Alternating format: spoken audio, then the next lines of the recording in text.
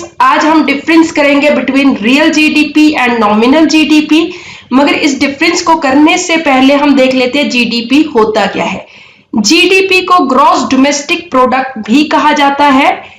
GDP is the total value of all goods and services produced in an economy during a period of time। एक economy में जितनी भी goods and services produce की जाती है उनकी जो टोटल वैल्यू होती है उसको क्या कहा जाता है? जीडीपी। जीडीपी किस तरह से कैलकुलेट करते हैं?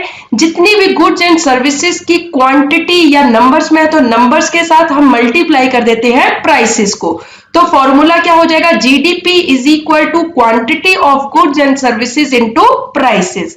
फॉर एग्जांपल हमारे पास हमने 2020 में 30 रजिस्टर प्रोड्यूस किए एंड 50 बुक्स प्रोड्यूस की।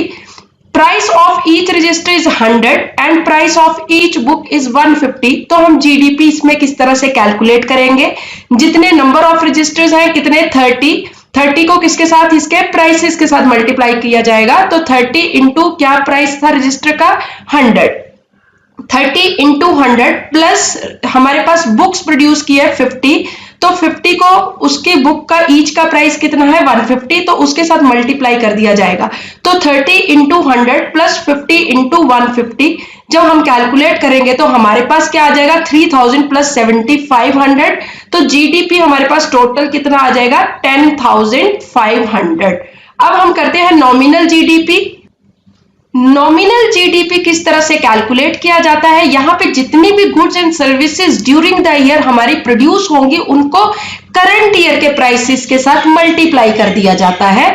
जितनी भी goods and services during the year produce होंगी उनको किसके साथ मल्टीप्लाई किया जाएगा?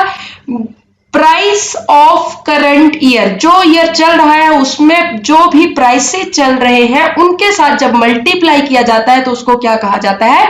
Nominal GDP.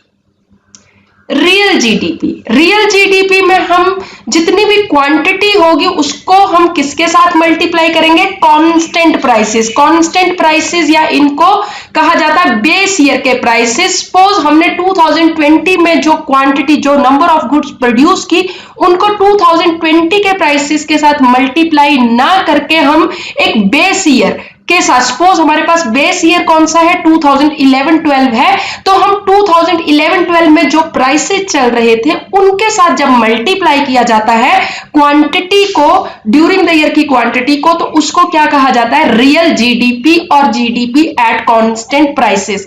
कई बार हमारे पास नॉमिनल जीडीपी गिवन होता है और प्राइस इंडेक्स गिवन होता है, तो हमें क्वेश्चन में पूछा जाता है कि रियल जीडीपी कैलकुलेट करो। तो हम किस तरह से कैलकुलेट करेंगे? इसके लिए हमारे पास फॉर्मूला होगा real GDP is equal to nominal GDP divided by price index into 100। For example हमारे पास जीडीपी डिफ्लेटर या प्राइस इंडेक्स दे रखा है जो कि है 250, नॉमिनल जीडीपी दे रखा है 25,000 और यहाँ पे पूछा क्या गया है? रियल जीडीपी कैलकुलेट करने के लिए कहा गया है। तो रियल जीडीपी हम फाइंड आउट कर सकते हैं। हमारे पास 25,000 दे रखा है nominal GDP divided by price index जो कि 250 है इंटू 100, तो हमारे पास रियल जीडीपी आ जाएगा 10,000। अब हमारे पास थर्ड टर्म आती है जीडीपी डिफ्लेटर और प्राइस इंडेक्स। बहुत बार इसके ऊपर क्वेश्चन पूछा जाता है। तो जीडीपी डिफ्लेटर में हम जो भी हमारी गुड्स एंड सर्विसेज होती हैं उनको हम किसके साथ कैलकुलेट करते हैं? Average level of prices, average level of prices के साथ मल्टीप्लाई करेंगे यहाँ पे। और जीडीपी डिफ्लेटर का हमारे पास क्या फॉर्मूला होता है? Nominal GDP divided by real GDP into 100। For example अगर हमारे पास नॉमिनल जीडीपी गिवन है 25,000 और रियल जीडीपी गिवन है 10,000, तो जीडीपी डिफ्लेटर हम कैलकुलेट कर सकते हैं। Nominal GDP 25,000 divided by real GDP 10,000 into 100, तो हमारे पास आंसर आ जाएगा 250।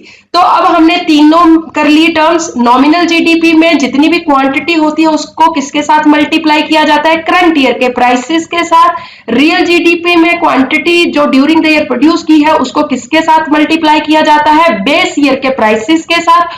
और जीडीपी डिफ्लेटर में एवरेज लेवल ऑफ प्राइसेस के साथ कैलकुलेट किया जाता है।